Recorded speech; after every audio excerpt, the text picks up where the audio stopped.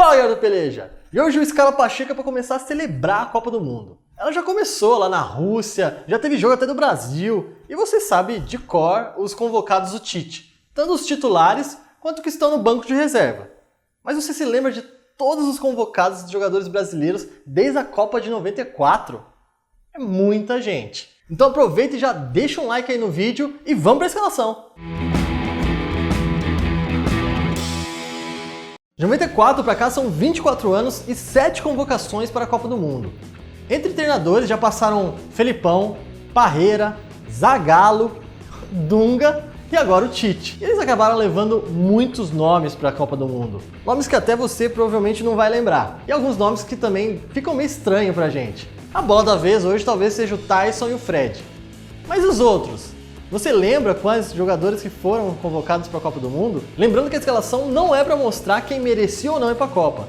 Todos eles mereciam ir para a Copa de alguma maneira. Ou estavam no auge da sua carreira, ou de repente a vaga era realmente deles. Mas o Scala de hoje vai refrescar a sua memória. Começando no gol, uma lenda que muitos dizem ter o melhor empresário de todos os tempos, Doni. Em sua carreira ele conseguiu, mesmo sendo meio contestado, ser contratado por clubes do mais alto escalão. Tanto no Brasil, como o Corinthians e o Santos, como também na Europa, jogando pelo Roma e até pelo Liverpool. É mole! Esse empresário merecia um prêmio pelos serviços prestados. Mas justiça seja feita, vai. Que ele era um goleiro bom, tudo bem, todo mundo percebia.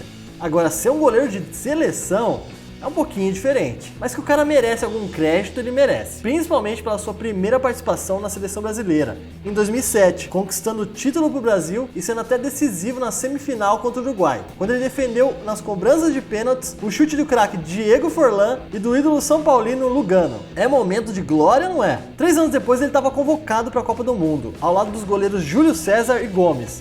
Outro que quase entrou nessa lista também. Até porque alguém lembrava aí que o Gomes tinha ido para a Copa? Pois é. Só que Doni acabou não fazendo nenhum jogo oficial pelo Brasil na Copa da África do Sul. Até porque naquela época o goleiro Júlio César estava voando, né? Com a recente conquistada Champions League pela Inter de Milão. Nas duas laterais, nomes que hoje causam uma certa estranheza, uma torcida de nariz. Mas que na época eles estavam no auge da sua carreira. Então com certeza eles mereciam, no mínimo, uma convocação. Cicinho foi convocado para ser o reserva do capitão do Penta, o Cafu, na Copa de 2006. Mas também não era para menos, né? O cara merecia depois do excelente ano de 2005 que ele teve. O braço chegou a pesar de tanto levantar troféu. Vai, vamos lembrar aí. Em 2005 ele jogava pelo São Paulo e foi campeão paulista, campeão da Libertadores jogando muita bola, campeão mundial contra o Liverpool. Pô, se isso não credencia um jogador para a Copa do Mundo, eu não sei qual é o critério então. Ah, e tem mais. No mesmo ano, ele foi campeão das Copas das Confederações junto com o Brasil. E no final do ano ele se transferiu para onde? Ah, um time pequeno aí da Espanha chamado Real Madrid. Ou seja, a vida do cara estava feita. Só faltava a convocação. E não deu outra. Parreira incluiu seu nome na lista dos 23 e ele chegou até a participar de 2 jogos na Alemanha. Contra o Japão, onde chegou até a ser titular na partida, que deve ter sido uma baita honra substituir o capitão Cafu, e entrou no segundo tempo nas quartas de final contra a França. Exatamente, aquele jogo da tão famosa ajeitadinha na meia que marcou Roberto Carlos. Mas na boa, você podia até não lembrar dele, mas ele merecia. Agora do outro lado, essa vai pegar muita gente de surpresa, pois quem jogou de titular, isso mesmo, tá ouvindo direito o que eu tô falando. Titular da Copa de 2010 na África do Sul foi Michel Bastos, o mesmo cara que pediu para não jogar de lateral esquerdo nas suas passagens tanto pelo São Paulo quanto pelo Palmeiras, mas acabava jogando do mesmo jeito. Ele foi titular nessa posição na Copa de 2010. Esse mundo dá voltas ou não dá? O fato é que, brincadeiras à parte, durante os anos de 2009 e 2010 o cara estava voando no Lyon da França.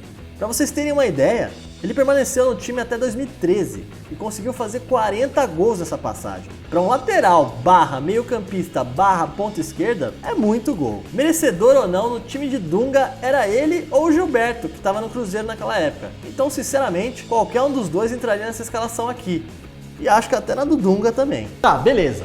No gol e nas laterais, muita gente vai falar assim, pô Pacheco, não é só porque eu não lembro deles que eles eram ruins, eles eram bons.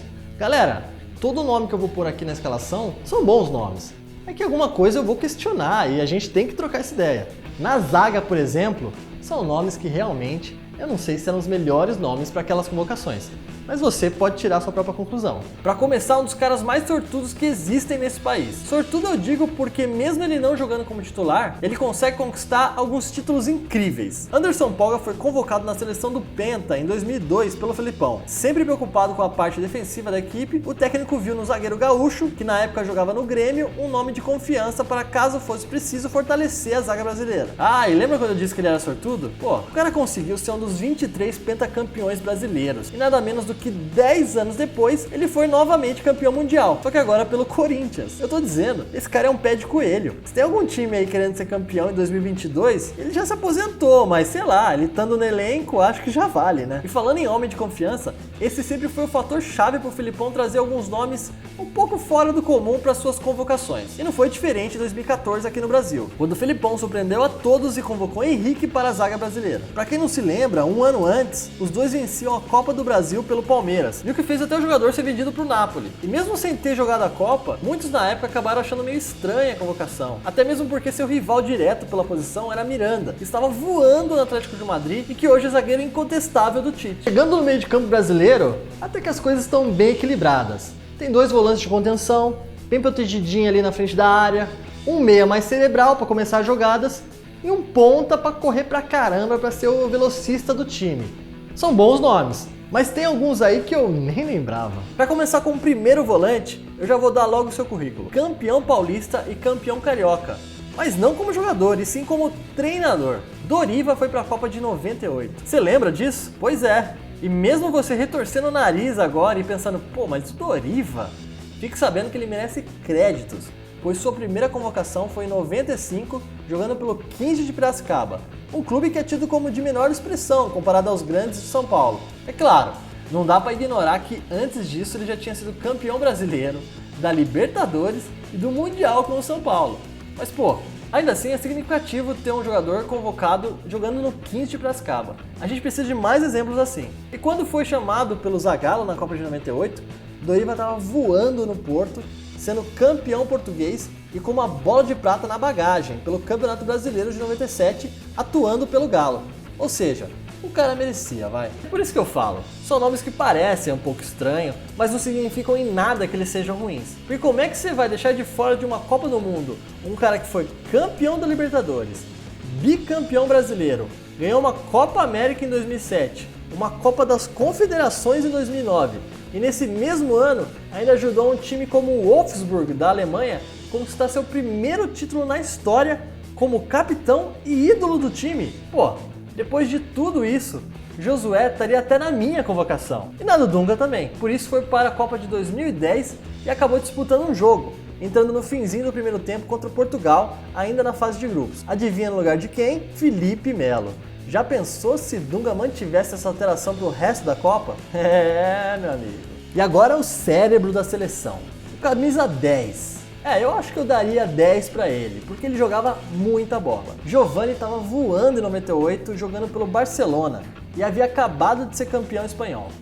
O cara era nada menos do que o 10 do Barça e tinha feito gol nos dois clássicos contra o Real Madrid. Zagallo e na época o Zico, que era auxiliar técnico da seleção, eles eram fãs do futebol do meia.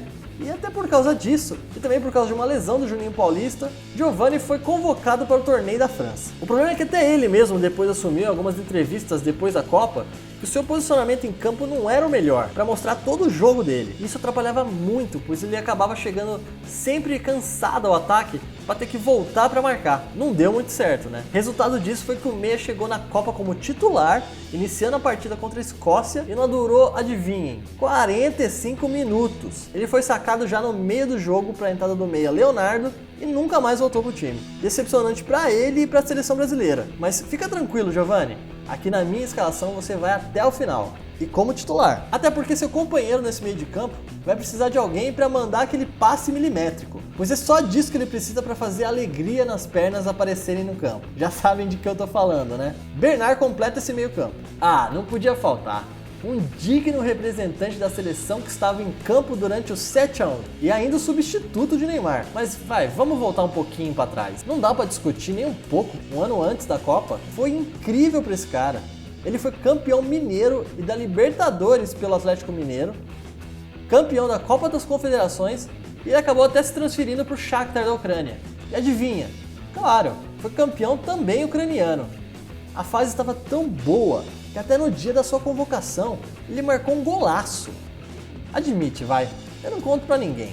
Naquela época você também queria ele no seu time. Eu sei, eu também queria. E Felipão também quis. Por isso acabou levando o garoto pra Copa aqui mesmo no Brasil e colocou em 3 partidas, entre elas contra a Alemanha. No ataque a gente tem 2 nomes bem interessantes. Eu acho que você não vai saber quem são eles porque o que mais tem no Brasil é atacante, né? E pra ser convocado pra Copa do Mundo, tem alguns nomes bem questionáveis. Não é mesmo, Tyson? Se teve alguém que levou alguns nomes diferentes pra Copa, esse alguém foi, claro, nosso excelentíssimo Dunga. E Nilmar foi um deles. Isso, Nilmar, não Neymar. Nilmar mesmo. E de boa, vai. Eu não vou nem discutir sobre a qualidade dele. Pra quem viu esse cara jogar no Internacional e no Corinthians, sabe que o Nilmar era bom pra caramba e fazia muito gol. Mas com tantos atacantes por aí, você às vezes pensa, pô, mas será que o Nilmar? E aí que entra o que eu falei lá no começo, o auge do jogador. Na temporada de 2009 e 2010, Nilmar estava jogando no Vila Real em uma das melhores fases que o clube já passou. Com 7 gols marcados na Champions League, ajudou o Submarino Amarelo a chegar até as semifinais e no Campeonato Espanhol fez gol no Barcelona e no Real Madrid. Vai dizer que é pouco. Beleza, eu te ajudo então a fechar essa conta. Nos últimos 4 jogos da seleção no ano de 2009, que era basicamente o finzinho até a Copa, ele marcou 6 gols, sendo um hat-trick, que são 3 gols em uma partida, no jogo contra o Chile pelas eliminatórias. Pô, vamos ser sinceros, tem como não levar um cara desse? E Dunga levou, e a moral era tão grande que ele jogou como titular na partida contra o Portugal, e participou de mais 3 jogos, até mesmo na eliminação contra a Holanda. Valeu, Neymar, por não ter feito nenhum gol naquele jogo. Não, tô brincando, aquele jogo tava bem difícil mesmo. E se tava difícil pro Nilmar, imagina pro seu companheiro nesse ataque que só teve 5 minutos de participação nessa mesma Copa de 2010. Meus amigos, Grafite teve só isso. E lembra daquele Wolfsburg, do Josué, campeão alemão pela primeira vez na temporada de 2009? Pois é, Grafite ajudou pouquinha coisa, com nada mais do que 28 gols marcados durante a competição, sendo um artilheiro e tudo. Aí você me fala, artilheiro do alemão, título nas costas, dá pra não levar pra Copa no ano seguinte? Fica difícil, né? Pena que ele entrou apenas no jogo contra Portugal aos 40 do segundo tempo. E depois da Copa nunca mais foi chamado. É isso aí, galera. Essa foi a seleção brasileira com jogadores convocados para a Copa do Mundo que você nem se lembrava, né? E uma salva de palmas especial pro Anderson Polga, que foi o único jogador que voltou com a taça na mão para casa. Não se esqueça de entrar em nossas redes sociais, Facebook, Instagram, se inscreve no canal que é importante pra gente, ativa as notificaçõezinhas lá em cima para não perder nenhum episódio. Dá um like nesse vídeo pra gente sempre melhorar e a gente se vê na próxima escalação. Falou, galera!